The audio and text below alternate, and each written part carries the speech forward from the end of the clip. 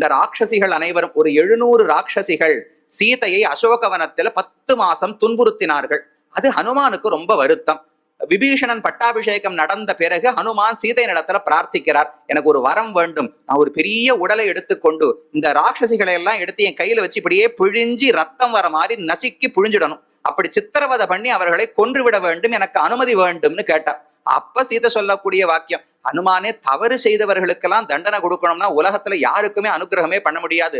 நகஷ்டின் ஆபராத்தியதி, தவறு செய்யாதவர்கள் யாருதான் உலகத்துல உண்டு. அதுக்கு என்ன அர்த்தம்னால், ஹனுமானே நீரும் தவறு செய்தவர், ராமனும் தவறு செய்தவன், நானும் தவறு செய்தவள். அப்ப யார்தான் தவறு செய்யவில்லை? ஹனுமான் பண்ண தவறு கருணை வரவில்லையோ இல்லையோ. ராட்சசிகளை பார்த்தா அவர்கள் என்ன செய்ய முடியும்? ராஜ சம்ஸ்ரய வஷ்யானாம்னு சீதை தெரிவிக்கிறார். ராவணன் ராஜா, அவன் பார்த்து சீதையை கொல்லுன்னு சொன்னா அவர்கள் கொல்ல போகிறார்கள். நாளைக்கு விபீஷணன் ராஜாவாக ஆகி சீதையை தலையை தூக்கி கொண்டாடுன்னு சொன்னா கொண்டாட போகிறார்கள். அவர்களுக்கா இதுல என்ன இடத்துல விருப்பம் கிடையாது, வெறுப்பும் கிடையாது. ராஜாவினுடைய ஆணைக்கு கட்டுப்படுத்து தாசிகளாக நடக்கிறார்கள். இவர்களிடத்துல கக்குப்பியேத் வானரோத்தம, இவர்களிடத்துல கோபப்பட்டால் நாம் தான் தாழ்ந்தவர்கள் என்று பொருள். உமக்கு அந்த கருணை வரவில்லை, நீர் குற்றவாளி. ராமன் என்ன குற்றம் பண்ணார்? 10 மாசம் என்ன அசோகவனத்துல தவிக்க விட்டாரே, அது அவர் பண்ண குற்றம். சீதை என்ன குற்றம் பண்ணாள்னால், என் கணவர் குற்றம் செய்தார்னு யாரோ ஒரு குரங்கு கிட்ட நான் சொல்லிட்டு இருக்கேனே, நானும் குற்றவாளி தான்.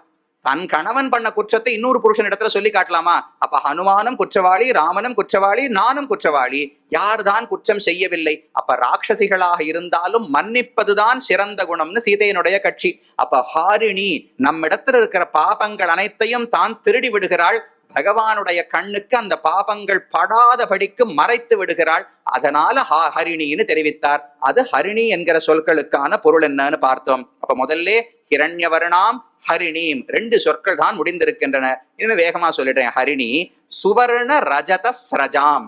சுவர்ணம்னா தங்கம், ரஜதம் என்றால் வெள்ளி, ஸ்ரக் என்றால் மாலை என்று பொருள். அப்ப மேலோட்டமான முதல் பொருள் பார்த்தால் தங்கத்தாலும் வெள்ளியாலும் ஆக்கப்பட்ட மாலைகளை உடையவள். தங்கத்தால் ஆன தாமரை மலர்கள், இதெல்லாம் அப்ராகிருதம். தங்கத்தால தாமரை ஆக்கப்பட்டிருக்குமான்னு கேட்டா பிரயோஜனம் கிடையாது. இந்த உலகத்துல பேசவே இல்லையே. பிராட்டி பார்க்கடலிருந்து தோன்றுகிறாள். திவ்ய அம்பரதரம்னு தெரிவிக்கிறார் பராசர பகவான். விஷ்ணு புராணத்தை தெரிவிக்கிறார். அழகாக அலங்காரம் செய்து கொண்டு அந்த குடத்திலே கஜங்கள் எல்லாம், யானைகள் எல்லாம் தண்ணீர் சொரிந்து கொண்டிருந்தன. நன்னாக ஸ்நாத்வா, அலங்காரங்கள் எல்லாம் செய்து கொண்டு வந்தாள்னு இருக்கு. அப்ப என்னென்ன அலங்காரம் பிராட்டி செய்து கொள்வாளோ, தங்கத்தாலான தாமரை மலர்கள், வெள்ளியாலான தாமரை மலர்கள், அது அனைத்தையும் தரித்து கொண்டவள். சுவர்ண ரஜத ஸ்ரஜாம், பொன்னாலும் வெள்ளியாலும் ஆன மாலைகளை தரித்தவள். இது முதல் அர்த்தம்.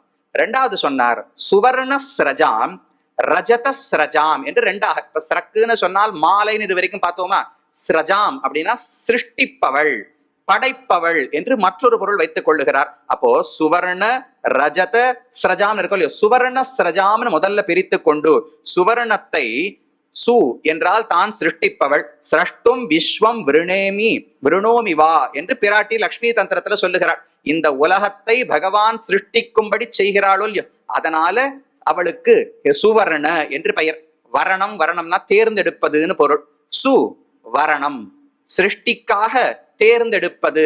பகவானிடத்துல பேசி இந்த உலகத்தை அவர் படைக்கும்படிக்கு பிராட்டி பண்ணுகிறாளோ இல்லையோ, அதனால சுவர்ணா என்று ஒரு பெயர். அதே போல ஸ்ரஜா என்றால் ஜீவாத்மாக்கள் அனைவருக்கும் அனுகிரகித்து அவர்களோடு சேர்ந்திருக்கிறாள். அதனால் ஸ்ரஜா என்று பொருள்னு தெரிவித்தார்கள். இது சொற்களை பிரித்து சொல்லக்கூடிய அர்த்தம். மேலோட்டமான அர்த்தம் பார்த்தோம்னா சுவர்ணத்தையும் ரஜதம், அதாவது வெள்ளியாலும் ஆக்கப்பட்ட மாலைகளை அணிந்து கொண்டவள் என்று தெரிவித்தார். அதுக்கு மேலே சுவர்ண ரஜத ஸ்ரஜாம் சந்திராம். சந்திரா என்கிற சொல்லுக்கும் பல பொருட்கள் உள்ளன. முதல் பொருள் தெரிவித்தார், சங்கிரமியமானா திராவயதி இது சந்திரா. மக்களுடைய மனதிலே அமர்ந்து கொண்டு அவள் தான் அதை மெதுவா உருக்குகிறாளாம். நாமெல்லாம் கெட்டியான மனசு, இரும்பு போல் வலிய நெஞ்சம்னு ஆழ்வார் பாடுகிறார். பகவானை சேவிச்சாலும் உருகிறது கிடையாது. யாருக்கு எந்த இடத்துல எவ்வளவு உயிர் சேதம் ஏற்பட்டாலும், போர்ல எத்தனை பேர் மரணம் அடைந்தாலும் நமக்கு அதனால ஒரு சொட்டு கண்ணீர் வருவது கிடையாது. அப்படி இரும்பு போல் வலிய நெஞ்சம் பகவானை பார்த்தாலாவது உருக வேண்டும், அதுவும் உருவது கிடையாது. ஆனா பிராட்டி தான் நம்முடைய மனசுல அமர்ந்து கொண்டு அந்த மனசை மெதுவா உருக வைக்கிறாளாம். சந்திரவத் சததம் சித்தம் பக்தானாம் திராவயாமிச்ச உதேவி யோகினாம் அந்தர ஆனந்த ஸ்பந்த லக்ஷணாம் சதுர்த்தீம் து தசாம் தேஷாம் சந்திரவத் பாசயாமிச்ச சந்திரன் செய்யக்கூடிய 3 காரியங்களை சொல்றார். ஒண்ணு, சந்திரனுடைய ஒளி பட்டால் அது ஒரு அமிர்த கிரணங்கள்னு சொல்றோமோ இல்லையோ, அந்த கிரணங்கள்ல ஒரு குளிர்விக்கும் தன்மை, நம்மளை பார்த்தாலே உருக வைக்கக்கூடிய தன்மை இருக்கிறது. 2வது, ஒளி ஊட்டக்கூடிய தன்மை இருக்கிறது. 3வது, சந்திரன் உதிக்கிறாரோ இல்லையோ. இது 3 சந்திரனுடைய தொழில்களை எடுத்துக்கொண்டு அதை போல பிராட்டியும் தியானம் செய்யும் பக்தர்களுடைய நெஞ்சிலே உதிக்கிறாள். அதனால சந்திரான்னு ஒரு பொருள். சந்திரன் எப்படி உருக்குமோ அதை போல பிராட்டியும் பக்தர்களுடைய மனசை உருக்கி அதுல பக்தியை ஏற்படுத்தி பகவானை சென்று அடைய வைக்கிறாள். சந்திராம் அதனால சொல்லப்படுகிறாளாம். 3வது, சதுர்த்தியும் து தசாம் பாசயாமி, இந்த யோக மார்க்கம் அந்த தியானம் என்பதை ஏற்படுத்தி கொடுக்கிறாளோ இல்லையோ. அப்ப ஒளி காட்டுகிறாள், ஒளி ஊட்டுகிறாள்னு சொன்னால் நம்முடைய தியானம் வளரும்படி தான் அனுகிரகம் செய்கிறாள்னு பொருள். அப்ப சந்திராம் என்பதற்கு சந்திரனை போன்றவள், சந்திரனை போல மனதிலே உதிக்கிறாள், சந்திரனை போல் மனதை உருக்குகிறாள், சந்திரனை போல் மனதுக்கு ஒளி ஊட்டி வழிகாட்டுகிறாள். இது 3 இருக்கிறபடியாலே சந்திராம் என்று முதல் பொருள் தெரிவித்தார். அடுத்தது ஹிரண்மயீம். சந்திராம் என்கிற சொல்லுக்கு பொருள் எடுத்து ஹிரண்மயீம் லக்ஷ்மீம் 2 சொற்கள். ஹிரண்யவர்ணாம் ஹரிணீம் சுவர்ண ரஜதஸ்ரஜாம் சந்திராம் 4 வார்த்தை பார்த்துட்டோம். ஹிரண்மயீம் லக்ஷ்மீம் என்று 2 சொற்கள் இருக்கின்றன. இப்ப ஹிரண்மயினா கிட்டத்தட்ட அதே பொருள் தானே. ஹிரண்ய வருணாம்னு முன்னாடி சொன்னார், ஹிரண்மயின்னு சொல்றார். தங்கத்தை போன்ற ஒளி உடையவள் ஹிரண்யவரணா, தங்கமயமானவள், மயமய தங்கத்தால் ஆனது. இந்த மோதிரம் தங்கமயம், இந்த மாலை புஷ்பமயம் அப்படின்னு சொல்றோமோ இல்லையோ, இது கல்லு மயம் அப்படின்னு சொல்ற மாதிரி ஹிரண்மயி அப்படின்னால் ஹிரண்யத்தாலேயே ஆக்கப்பட்டவள் என்பது போல பொருள்படுகிறது. அதற்கு பல பொருள்கள் சொல்றார். முதல்ல ஹிரண்மயம் என்கிற சொல்லுக்கு வைகுந்தம் என்று ஒரு பொருள் உண்டு. ஹிரண்மயே பரே கோஷே லோகே விரஜம் பிரம்ம நிஷ்கலம்னு உபனிஷத்து தெரிவிக்கிறது. ஹிரண்மயம் தங்கமயமான உலகம், ஒளி பொருந்திய உலகம் என்று வைகுந்தத்துக்கு பெயர். அந்த வைகுந்தத்தில் தான் அமர்ந்திருக்கிறாளே, அதனால ஹிரண்மயி என்று ஒரு திருநாமம். ஹிரண்மயம் என்றால் வைகுந்தம். அந்த வைகுந்தத்தில் இருக்கிறபடியாலே பகவான் அமர்ந்திருக்கிறார். அவருக்கு வலப்பக்கத்துல திருமாமகள் ஸ்ரீதேவி நாச்சியார் அமர்ந்திருப்பாளாம், இடது பக்கத்துல பூதேவி நீலாதேவி நாச்சிமார்கள் அமர்ந்திருப்பார்களாம். வடிவினையில்லா மலர்மகள் மற்ற நிலமகள் பிடிக்கும் என்று சொல்வது போலே வடிவாரும் மாமலரால் வடவருகும் மற்றை மண்மகளும் ஆய்மகளும் இடவருகும் இருக்க நடுவாக வீற்றிருக்கும் நாரணன் என்று மணவாள மாமனிகள் பாடுகிறார். அப்ப வைகுந்தத்தில் பெரிய ஆதிசேஷ பீட்டத்துக்கு மேலே பகவானுக்கு பிரதான மகிழ்ச்சியாக பிராட்டி அமர்ந்து இருக்கிறாளோ இல்லையோ, அதனால ஹிரண்மயி என்று பிராட்டிக்கு ஒரு பெயர். மற்றொரு அர்த்தம் ஹிரண்மயம். ஹிரண்மயம் என்று சூரியனுக்கு ஒரு பெயர் உண்டு. சூரியனுக்கும் ஹிரண்மயம் என்கிற சொல்லுக்கு என்ன பொருள்னால் ஹி ரணு என்று 2ஆக மறுபடியும் பிரித்துக் கொள்ளுகிறார். ஹி என்பதற்கு ஹிதம் என்று பொருள், ரணு என்றால் ரமணீயம் என்று பொருள். அதாவது ஹிதம் ஹிதம்னு சொன்னா நமக்கு நல்லது என்று பொருள், ரமணீயம்னு சொன்னா பிடித்தது என்று பொருள். இது 2 எப்பவுமே வேறதானே. நல்லது ஒண்ணு, குழந்தைக்கு எது நல்லதுன்னு கேட்டா வேப்பங்கொழுந்து சாப்பிட்டா உடம்பு நன்னா இருக்கும். எந்த குழந்தைக்கான பிடிச்சிருக்குமா? பாகற்காய் சாப்பிட்டா உடம்பு நன்னா இருக்கும். யாருக்கும் பிடிச்சிருக்க போறது கிடையாது. அப்ப பிரியம் ஒன்று, ஹிதம் ஒன்று.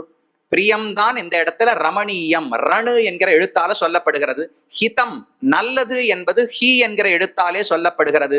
இது 2ஐயும் நமக்கு சொல்லக்கூடிய வேதத்துக்கு ஹிரண்யம் ஹிரண்யம்னு ஒரு பெயர் உண்டு.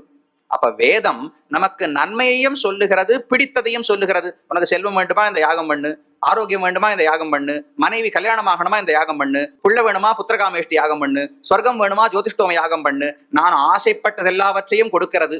எனக்கு நன்மை என்றால் இது மோட்சம் தான் ஒரு ஜீவாத்மாவுக்கு நன்மை, அதை அடைவதற்கான வழியும் சொல்லுகிறது. அப்ப நன்மை பிடித்தது இந்த 2ஐயும் சொல்லுகிறபடியால வேதத்துக்கு ஹிரண்யம்னு பெயர். அந்த வேதத்தாலேயே ஆக்கப்பட்டது சூரியன் என்று சொல்லப்படுகிறார்.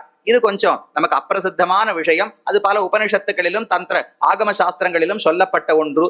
சூரியன் என்பவர் வேதத்தின் வடிவமாக இருக்கிறார் என்று ஒரு உவமையை வைத்து சொல்லுவார்கள். அப்ப வேதம் சுவர்ணம், வேதம் ஹிரண்யம், ஹிரண்யமாகவே ஆக்கப்பட்டது, வேதத்தாலேயே ஆக்கப்பட்டவர் சூரியன். அப்ப அவர் ஹிரண்மயன். அந்த சூரியனுக்குள்ளே பிராட்டி பகவானோடு சேர்ந்து காட்சி அளிக்கிறாள். அதனால் ஹிரண்மயி என்று மற்றொரு பொருள். அப்ப ஹிரண்மயம் என்கிற சொல்லுக்கு வைகுந்தம் என்று ஒரு பொருள். வைகுந்தத்திலே பகவானோடு இருப்பவர் அவர் 2 பேர் தானே, பகவானும் பிராட்டியுமாக. ஒன்றொடியாள் திருமகளும் நீயுமே நிலா நிற்ப என்று ஆழ்வாருடைய பாசுரம். வைகுந்தத்துக்கு போனால் யார் ஆட்சி செய்வார்கள் என்றால் ஒன் தொடியாள் திருமகள், அழகான திருமகள் ஸ்ரீதேவி இருப்பாளாம். நீயுமே நிலா நிற்ப, இவர்கள் 2 பேரும் தான் அங்க ஆட்சி செய்கிறார்கள்னு தெரிவித்தார். ஏன் அங்க மற்றவர்கள் கிடையாதா? ஆதிசேஷன், விஸ்வக்சேனர், கருடன் இத்தனை பேர் இருப்பார்களே. பக்தர்கள் எத்தனையோ பேர் இருப்பார்கள் என்னால் அவர்களெல்லாம் பகவானுக்கு அடிபணிந்துதானே இருக்கிறார்கள். அப்ப பெருமானம் பிராட்டி ஒரு வீட்டிலே இந்த 4வது வீட்டை காட்டி இங்க யார் இருக்கிறார்கள்னு சொன்னால் வராக சுவாமி அவர் மனைவியும் இருக்கிறார்கள் அப்படின்னு சொல்லிடுவோம். அங்க குழந்தை இருக்கலாம், அவ யாரோ ஒருத்தர் சித்தப்பா வந்திருக்கலாம், பெரியப்பா ஊருக்கு வந்திருக்கலாம், அவர்கள் எல்லாம் யாரும் குறிப்பிடுவது கிடையாது. கணவனும் மனைவியும் இருந்தால் மற்றவர்கள் எல்லாம் அவர்களுக்கு அடிபணிந்து அந்த வீட்டுல இருக்கிறார்கள்னு அர்த்தமோ இல்லையோ. அதை போல வைகுந்தத்துக்கு போனா 2 பேருக்குத்தான் ஆட்சி. ஒண்ணு பெருமானுடைய ஆட்சி, அவருக்கு பிடித்ததை செய்வதற்கு மகாலட்சுமி தாயாருடைய ஆட்சி. இப்படி 2 பேரும் வைகுந்தத்தில் அமர்ந்திருக்கிறார்கள். அதனால ஹிரண்மயின்னு பிராட்டிக்கு ஒரு பெயர். 2வது ஹிரண்யம், நமக்கு பிடித்ததையும் நமக்கு நன்மையானதையும் உபதேசிக்க கூடிய வேதம். ஹிரண்மயம், அந்த வேதத்தாலேயே ஆக்கப்பட்டவர் சூரியன். அந்த சூரியனுக்குள் பிராட்டி அமர்ந்திருக்கிறாள். அதனால ஹிரண்மயி 2வது அர்த்தம் தெரிவித்தார். 3வது அர்த்தம் எளிமையானது. தங்கத்தை போன்ற திருமேனியை உடையவள். ஒளியிலும் தங்கத்தை போன்றது, உயர்விலும் தங்கத்தை போன்றது. பகவானுடைய திருமேனி தங்கம்னு சொன்னால் ஒளியில் சொல்ல முடியாது. ஏன்னா அவர் நிறம் கருப்பு தான். பொன் போன்ற நிறத்தை உடையவர்னு சொல்றது கிடையாது. பொன் போன்ற ஒளி உடையவர்னு வேணா சொல்லலாம். அந்த ஒளியும் ஒரு கருமையான மஞ்சள் கலந்த ஒளியாகத்தான் இருக்கும். பிராட்டிக்கு நேரடியாகவே மஞ்சள் நிறம் தானே, திருமேனியும் தங்கத்தை போன்ற நிறமுடையது, ஒளியும் அதே போல இருக்கக்கூடியது. இந்த இடத்துலலாம் பொன் பொன் என்று சொன்னால் வேறு எடுத்துக்காட்டு இல்லாதபடியால தங்கம் தங்கம் என்று சொல்லுகிறோம். கட்டுரைக்கில் தாமரை நின் கண்பாதம் கை ஒவ்வா, சுட்டுரைத்த நன்பொன் உன் திருமேனி ஒளி ஒவ்வாதுன்னு ஆழ்வாருடைய பாசுரம். எவ்வளவுதான் தங்கத்தை காய்ச்சி காய்ச்சி அதை நன்னா பட்ட தீட்டி உயர்ந்த தங்கம் ஆக்கினாலும் பகவானுடைய திருமேனிக்கு நிகராக எந்த தங்கமுமே உலகத்துல வரவே முடியாது. உலகத்துல எப்பேற்பட்ட அழகான தாமரையை தேடி கண்டுபிடிச்சாலும் அவருடைய கண்ணழகுக்கு நிகராக ஒரு தாமரையை கண்டுபிடிக்க முடியாது. அப்ப எல்லாரும் ஏன் தாமரை கண்ணன் சொல்லிட்டு இருக்கோம்னால் வேற எடுத்துக்காட்டு உலகத்துல கிடைக்கல. வேற வழி இல்லாம தாமரை போன்ற கண்ணுன்னு சொல்லுகிறோமே தவிர தாமரையும் கண்ணையும் ஏணி வைத்தால் கூட எட்ட முடியாது. வேறு வழி இல்லாமல் சொல்லுகிறோம். அத போல பிராட்டிக்கு ஹிரண்மயின்னு சொன்னால் தங்கத்தை போன்ற ஒரு திருமேனியை உடையவள். அடுத்தது ஹிரண்மய புருஷா என்று பகவான் சொல்லுகிறபடியால் பகவானுக்கு ஹிரண்மயன் என்று பெயர். அவனுக்கு மனைவியானபடியாலே ஹிரண்மயி என்று பிராட்டிக்கு பெயர். அடுத்தது பொன் முதலிய சர்வ தனங்களை உடையவள். ஹிரண்மயின்னு சொன்னால் என்ன தங்கம் வெள்ளி தானியம் தனம் என்னென்ன இருக்கோ அனைத்துக்கும் தலைவியாக, செல்வத்துக்கு அதிபதியாக பிராட்டி இருக்கிறாளோ இல்லையோ. சங்க பத்மநிதி லக்ஷ்மியாக பாதையோர் அக்ரதஸ்திதௌ பஷ்யந்தௌ முகம் அந்யோன்யம் பவந்தௌ விபுலம் தனம் என்று புராணம் தெரிவிக்கிறது. சங்க நிதி பத்மநிதி என்று 2 சொல்வார்கள். இது 2 செல்வத்துக்கான 2 அறிகுறிகள்.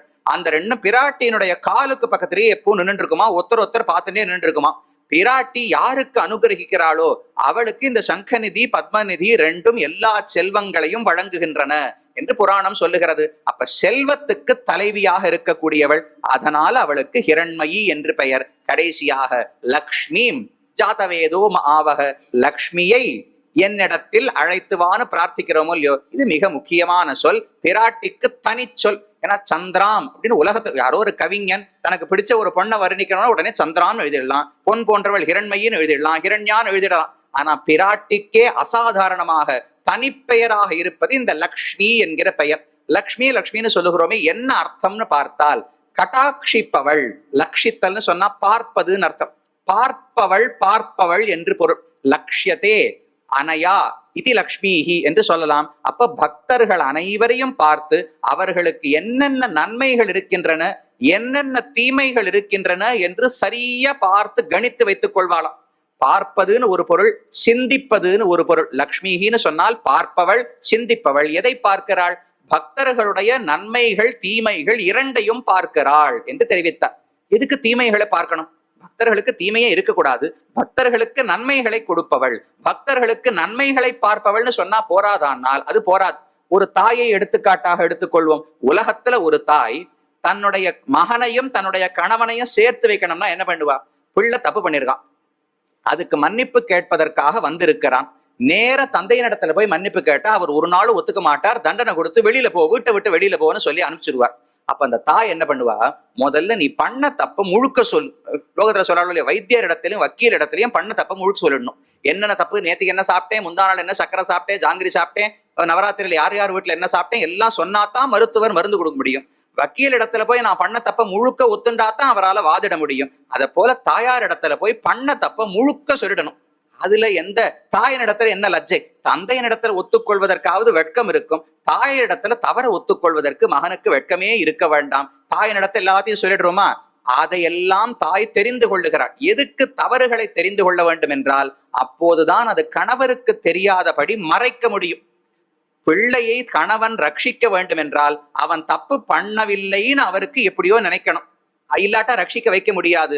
அதுக்கு அவன் பண்ண நல்லதை மட்டும் தெரிந்து கொண்டால் அதை கொண்டு போய் அவரிடத்துல சொல்லி, இந்த அளவுக்கு நன்னா பரீட்சையில நன்னா வாங்கியிருக்கான், இந்த இடத்துல வேலை பார்க்கறான், இவ்வளவு சம்பாதிக்கிறான், இதெல்லாம் நல்லது இருக்கட்டும், இதெல்லாம் இருக்கட்டும், அவன் இந்த தவறு பண்ணிருக்கானே தகப்பனார் சொன்னா பண்ண நல்லது எல்லாத்தையும் ஒரு தவறு மறைச்சிருமோ இல்லையோ? அப்ப ரெண்டு காரியங்களை பண்ணணும்.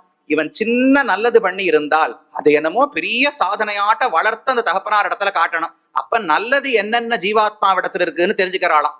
இவன் எத்தனை தப்பு பண்ணியிருந்தாலும் அதை அவர் கண்ணப்படாதபடிக்கு மறைக்கணும். இதுல ஒரு கட்டம் என்னன்னால் அவர் சர்வஜன்.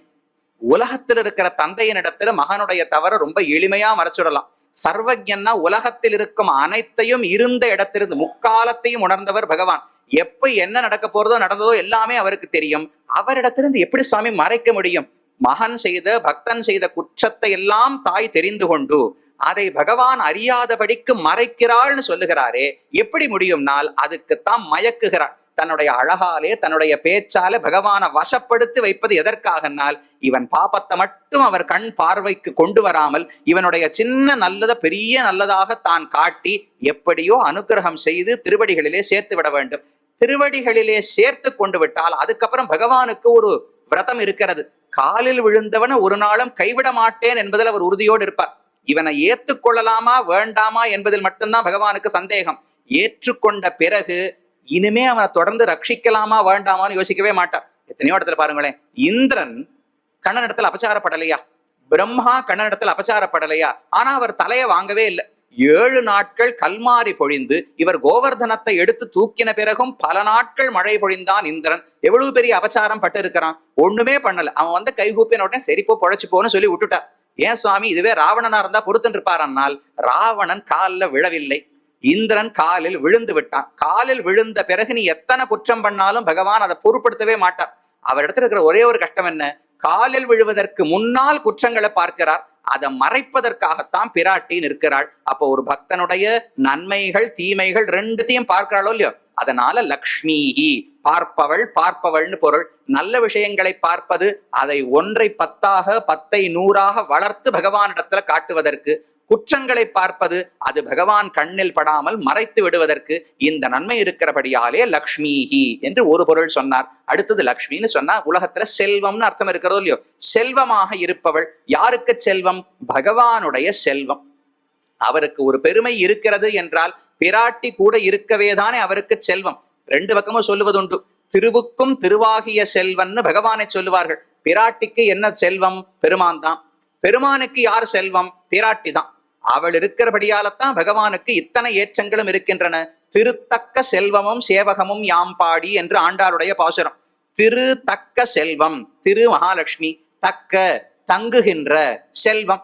பிராட்டி கூட இருப்பதனாலதான் பகவான் இடத்துல செல்வம் தங்கி இருக்கிறதா. சில பேருக்கெல்லாம் சொல்லுவா, கணவனுடைய ஜாதகத்தை பார்க்கும்போது, சுவாமி உங்க ஜாதகம் ரொம்ப சுமாரா இருக்கு, ஆனா இந்த பெண்ணு ஜாதகம் நன்னா இருக்கு, வேற கல்யாணம் பண்ணிட்டீங்கன்னா உங்களுக்கு நிறைய செல்வம் வரும், விட்டு போகாமல் இருக்கும்.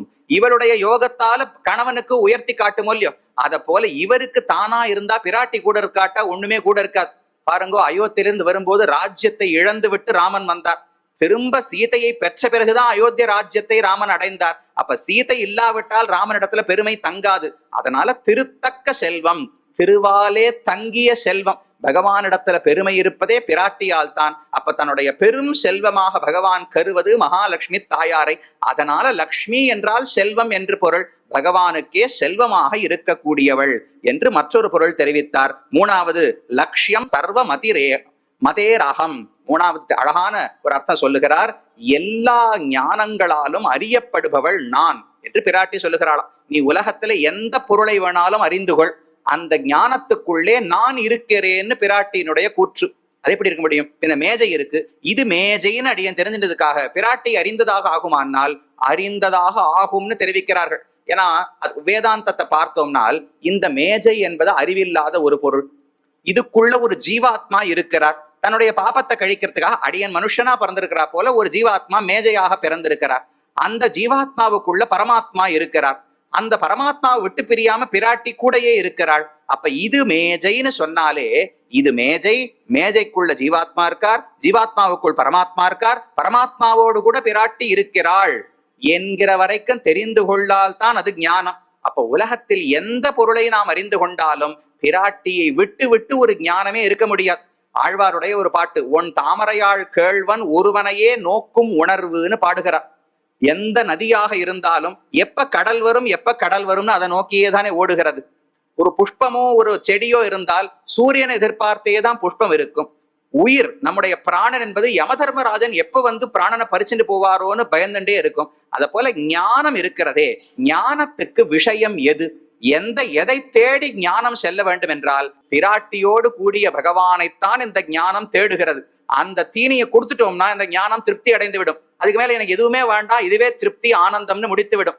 அதை தெரிந்து கொள்ளாமல் வேற எதை உலகத்தில் பார்த்தாலும் இன்னும் ஏதோ வேணும் ஏதோ வேணும் ஏதோ வேணும்னு அலைந்து கொண்டிருக்க போகிறோம். அப்ப அனைத்து ஞானங்களாலும் அறியப்படுபவள் உன் தாமரையாள் கேழ்வன் ஒருவனையே நோக்கும் உணர்வு என்று தெரிவித்தார். இப்படி லக்ஷ்மி என்பவருக்கு நம்மை பார்ப்பவள், பகவானுக்கு செல்வமாக இருப்பவள், அதே போல தான் லக்ஷ்மி என்று நமக்கு என்னென்ன நன்மைகள் வேண்டுமோ அதை அனைத்தையும் கொடுத்து தானும் பகவானிடத்துல சேர்ப்பவள், எல்லா ஞானங்களாலும் அறியப்படுபவள் என்று அர்த்தங்களை சொன்னார். அப்ப ஹிரண்யவர்ணாம் ஹரிணீம் சுவர்ண ரஜதஸ்ரஜாம் சந்திராம் ஹிரண்மயீம் லக்ஷ்மீம், இப்படிப்பட்ட பெரிய பிராட்டியாரை நான் எங்க போறது, பகவானிடத்துல பிரார்த்தித்து நீதான் அவளை அழைத்து வர வேண்டும். ஜாத வேதா, வேதங்களையே உபதேசித்து படைத்தவனான பெருமானே, நீ பிராட்டியும் அழைத்து கொண்டு என்னிடத்திலே வர வேண்டும், வந்து என்னிடத்துல சாநித்தியம் வந்து என் மனசிலே இருக்க வேண்டும். நான் விஷ்ணு சித்தர்னு பெரியாழ்வாருக்கு பேர் சொல்றோமோ இல்லையோ, விஷ்ணுவை தன்னுடைய சித்தத்திலே மனதிலே எப்போதும் கொண்டவர், அதனால விஷ்ணு சித்தர்னு பேர். அதை போல மகாலட்சுமி தாயார் என் உள்ளத்தில் எப்போதும் இருக்க வேண்டும். அவள் இருக்க வேண்டும்னா பெருமான் இருக்க வேண்டும். அப்ப பெருமானே நீ பிராட்டியை அழைத்து கொண்டு என் மனதில் வந்து குடியிருக்க வேண்டும் என்று முதல் ஸ்லோகத்தாலே ஆவாகனம், அவரை அழைக்கக்கூடியதாக முதல் மந்திரம் அமைந்திருக்கிறது. இது முதல் மந்திரம் ஸ்ரீசூக்தத்திலே. மீதம் இருக்கக்கூடிய மந்திரங்களின் அர்த்தங்களை நாளைய தினம் அனுபவிக்கலாம். ஸ்ரீவைகுண்ட விரக்தாய சுவாமி புஷ்கரணி தட்டே ரமயா ரமமானாய வெங்கடேசாய மங்களம்.